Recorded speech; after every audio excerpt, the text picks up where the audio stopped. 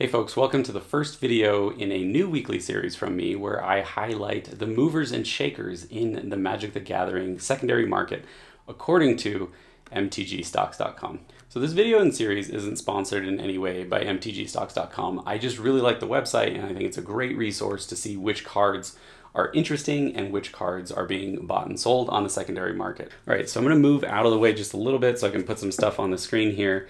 For this week, the number one interesting card was Scavenger's Talent. Now, this was, I think, a week or so ago, was only like an 80-cent card, less than $1, kind of bulkish, but the talent cards seem to be moving quite a bit.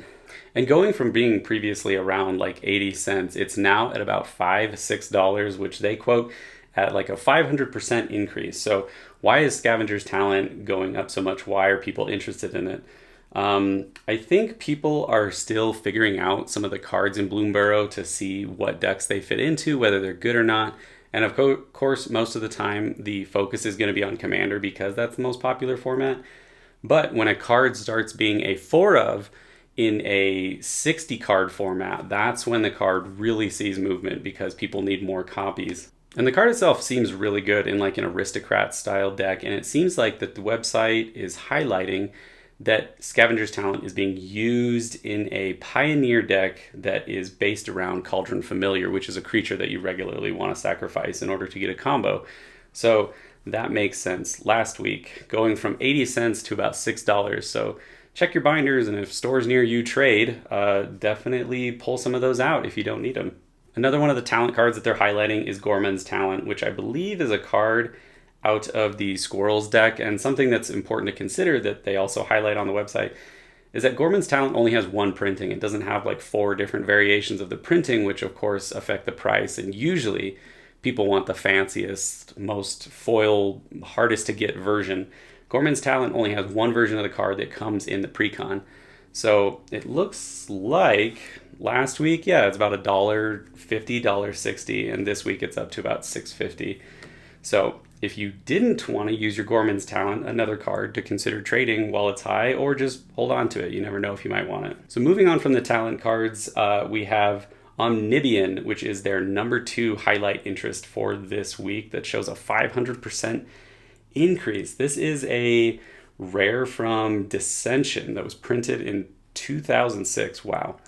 So last week it looks like it was about $2, and this week it's up to $12, $13, which is crazy. It's a frog creature, and you can tap it to turn any other creature into a 3/3 frog until end of turn. I have a feeling, yeah, this has to do with some of the frog synergy coming out of Bloomburrow for Clement the Worrywart and Glarb Calamity's Augur. I'm not totally sure why this is a good ability, but maybe it's just because more people are looking for frog cards, and frog's not a really big kindred or tribal group yet. But hey, if you've got an Omnibian sitting around in your bulk or something, consider trying to trade that or trade it into a store. That seems like a really good card to get rid of for the people who are interested in building frog decks right now. So the third and final card that they highlight this week is Zoraline. So I don't really see this being a big increase, at least according to their chart, but it looks like when Bloomburrow released, this might have been less than $1, but now it's up to about $3. So it is a reasonable increase, but it's by no means a huge increase. It's like $3, $3.50.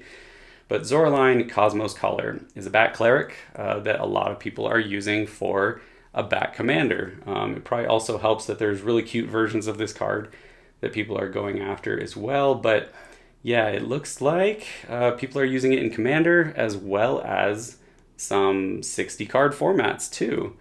Probably due to the life gain abilities, return target non-land permanent, mana value 3 or less, and the ability to return things from your graveyard to the battlefield, which is a really strong mechanic, and she only costs 3. So pretty good card. No thoughts on where it's going to go from there, but Bloomburrow is being opened a ton. I still think people are going to be able to find plenty of Zoralines if they want them. So that's pretty much it for the weekly winners, but I do want to highlight another section of their website that I liked looking at, and that's just the interest tab. I like looking at the since last week, which is at the bottom half of the page.